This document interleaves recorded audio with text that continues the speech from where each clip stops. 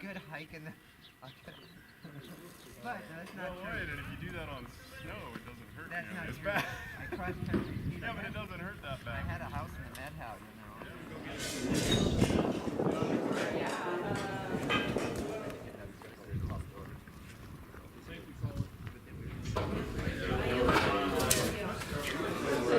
That's it? That's all.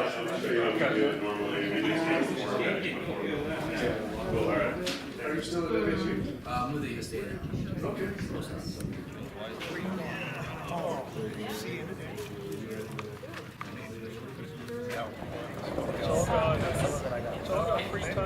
For being willing to host us.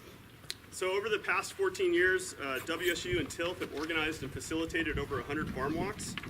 And unlike a traditional farm tour, which we might invite the public to come to a farm, farm walks are designed to really get into the nitty-gritty of production practices. And also sort of separate from a research or extension field day where you hear more from us telling you about the research and, that we're doing in the particulars. Farm walks are farmer-led, so we pass the microphone over to the farmer and we like to hear straight from them. We do have some resource people here to help answer questions where appropriate, and I'll introduce them here in a minute real quick. Andy McGuire, he's with Grant Adams County Extension, and TILF producers who've been doing this with TILF producers for a long time, and TILF producers is also transitioning at the same time to TILF For Alliance. Western Washington, serving later to organizations, they bring a lot of public awareness and education around consumers and the food system and becoming more aware of the local regional food system. But the part of the stuff that we care about, that we do here, is the agricultural production, sustainable agriculture activities of TILF Alliance, and those are mainly farm walks like this, the annual conference, which this year is in Vancouver, November 10th to 12th, I think. It should be Friday to Sunday, whatever those dates are. The quarterly journal that a couple of you picked up, and some other various things around the state. It's a fun rebranding phase. We got some materials, informational resources, pick something up. Whatever you guys learn here today, you'll share with your neighbors or whoever else you come in contact with. So that's kind of the spirit of this farm. It's just an open sharing place, and I don't have any secrets. I don't have any special tricks up my sleeve. I do simple things that seem to work, and so we'll talk about some of those. And if you guys have other ideas to make it a better farm, go ahead and share them. I like having farm walks. The only downside to a farm walk is there are just too many people and you can't share. I mean, you guys may be able to share ideas amongst yourself, but I always, after they're over, I'm like, oh man, I didn't have a chance to talk to that guy, because it's just, there's too many things going on. But feel free to come back someday, or if something you saw today, you had an idea, or anything that you think I can improve on, or maybe something I can incorporate into my farming practices, just give me a call and we can talk about it. I love having people to share ideas. Pretty because they're close and they're flowers, but in the morning, this flax is beautiful. What are you going to say about this? Oh, so one thing I've given talks about creating habitat on your farm, and the one thing I tell everybody is treat your habitat areas like your cash crops. So don't just think that you can go throw some seed out in a corner and that it's going to do well. You have to put some time and effort into it. You'll see corners where I've done that. You'll be able to actually ask you to make it today, but there's a sign-up sheet. So if you do want more information about those programs, I can give that list to them and they can contact you. It's one of those things where you have to do a lot of, I don't know, not everybody likes government programs because they... Thursday, right at the farm, the Cloudy Farm in Breda. Cool. How long is it supposed to, but that's probably for field, like, you probably want this to last a couple years. But possibly it'll get organically approved. Yeah. It's not organically approved yet. Right. Honestly, I didn't even think about it that much. I would have just maybe not done mulch if I were doing it on my own. Sometimes the NRCS makes you do. Yeah, actually, if I was going to plant shrubs and trees with their money, yeah, they required that I used mulch. Maybe some year down the road, I'll build a home out here. I don't know. We'll see. if I can convince my wife. He did something similar over on his farm. He has habitat strips through his farm. But when you have a 110, 120 acre circle, and you're going to have to till it a lot of times different directions and plant different crops, and you have different rotations, and I have found it impossible to figure out how to create habitat, a permanent type habitat out in my fields. I've done annual insectaries on the pivot roads, but even sometimes I change the orientation of my pivot road. So if you establish a pivot road east-west and then you decide to plant north-south, then you're crossing your habitat. So that doesn't work. And farmers generally in this area have big equipment, and when you chop your fields up, it just makes it a nightmare. So you have to work with the reality of your farming system. And that's the one I've decided is my new insectary crop because I can't control it. So, that's one I don't like. Tarweed, yeah. And I'm getting that in different.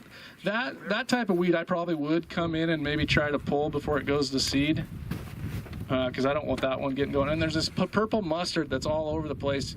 You notice a few places around in my corners that I've mowed. That's because it was just solid with that purple mustard. And that's one that scares me that could potentially become a bad weed in the field. So if you mow them too much, they just peter out. That could be another thing. I could have mowed it too much. I don't know what I did wrong, but it went from really nice grass to pretty much cheat grass and weeds. I do have a few golden currants and woods rose out there. There was a field trip from. So you got to be willing to put some effort into your corners if you're going to try to make habitat out of them. Because I do get birds nesting in here, and I'm sure insects are using the pollen and nectar from those. You prefer one species over the other. I don't know if that's fair, but that's what happens. What's your seeding rate? So this is vetch and triticale. You're standing. This is 20 pounds of hairy vetch, 40 pounds is the difference in that seeding time, and the weed pressure too. Yeah. So this, I didn't come and till the field again, but on my drill. On my planter, I do have some S-tines in front. So they did a little bit of tillage and probably took out a few germinating weeds. So that's why you can't really see it, but normally this cover crop would be probably up to Jim's head by this time. Put it all in the ground. You know, I've had animal people come and say, man, you should be grazing that off. Let the cows do the work and rotational graze. And that's good in theory, but you have to, well, you can get the cows, obviously, or the sheep, or whatever you're going to use. That's just working it in, watering it, another veg crop come. Good. Painless, right?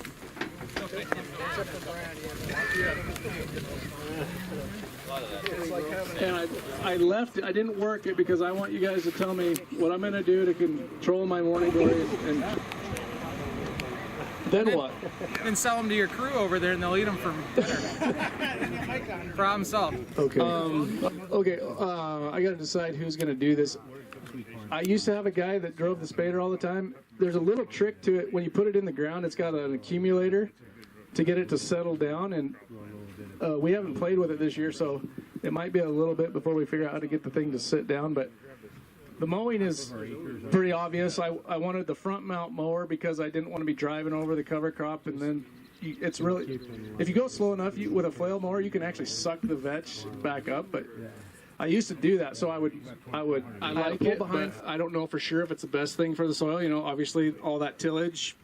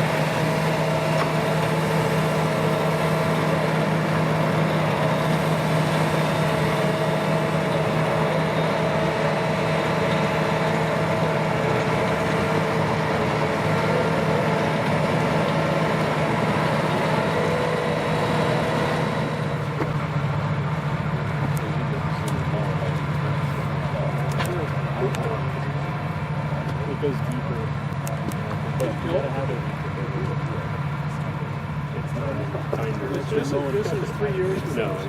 No. The articulating ones, yeah. Not all my radish live, but we raised it, and there's still more to radish out there. So they came back. Like, but you know what? I'm like, cool. I don't The care. turnips all day. And I didn't care. So right now,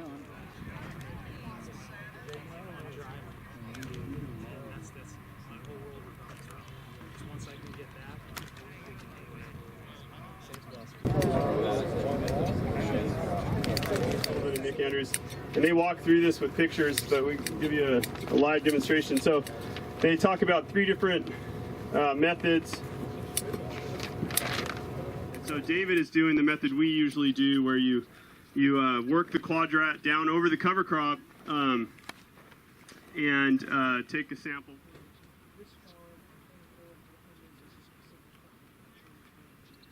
Growers who are doing the cover cropping to come together and come up with some simple protocols where you can provide the basic. It's not in every case, but clearly there's something to be gained for people. I was gonna say, Doug and I, when I gave him all my numbers, we threw out the highest.